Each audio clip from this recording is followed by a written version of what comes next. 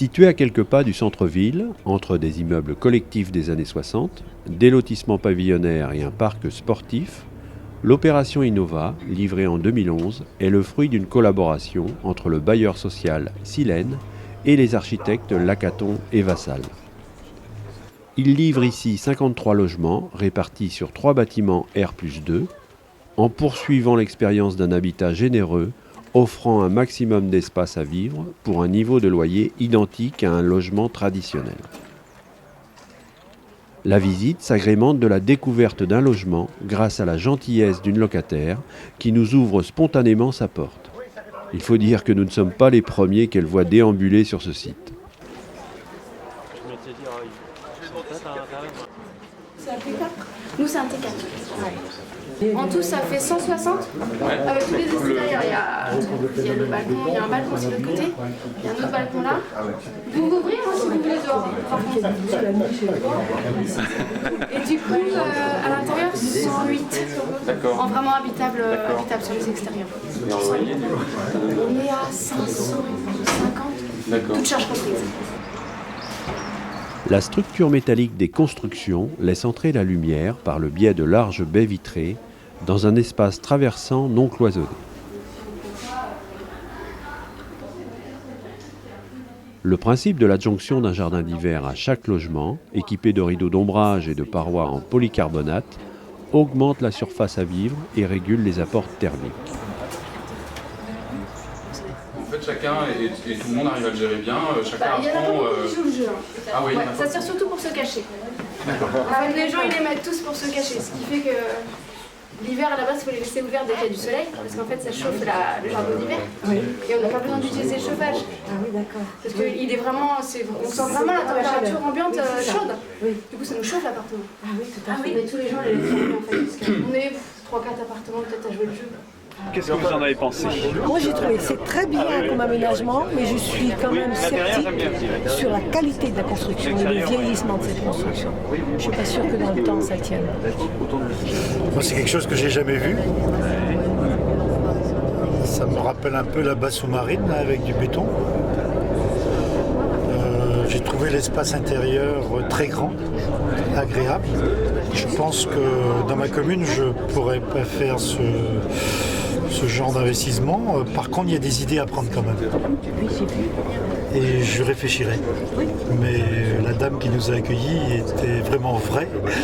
Et ça, j'ai apprécié dans la démarche aussi d'avoir contact avec des gens qui habitent dans des logements de ce type. Ouais, ça c'était un peu surprenant parce que je ne m'attendais pas à ce genre d'architecture et puis les matériaux un peu différents de ce qu'on était habitué à voir. Moi, je suis pas très métal ou esprit de tôle. Par contre, l'aménagement intérieur m'a paru intéressant. J'ai trouvé quand même l'ensemble assez triste.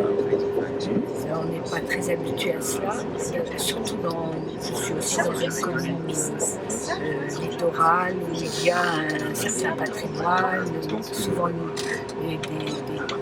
constructions plus traditionnelles. Et là, il faudrait pouvoir insérer ça dans des espaces. Je ne suis pas sûre que telle quelle cette construction puisse convenir.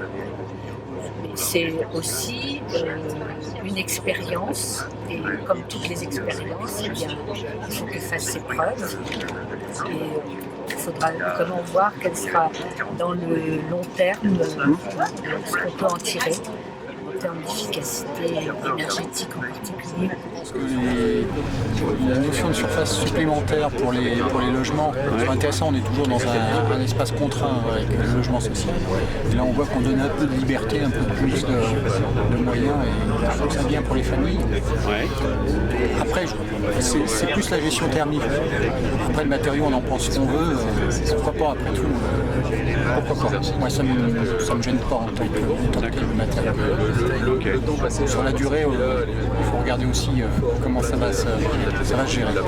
C'est un lieu de passage où on passe quand les enfants sont jeunes, pourquoi pas, parce que on voit bien que c'est agréable, mais pas plus tard. Après, voilà. Mais bon, il faut aussi des logements pour les enfants jeunes. Mais nous, on compare peut-être de trop à notre pays de l'Octudie, qui est vraiment un site merveilleux. On est heureux, on a de l'air, on n'a pratiquement que des maisons de plein pied. Donc on compare aux HLM, on n'est pas habitué. Ça aussi, ça y fait. On n'a pas cet esprit-là.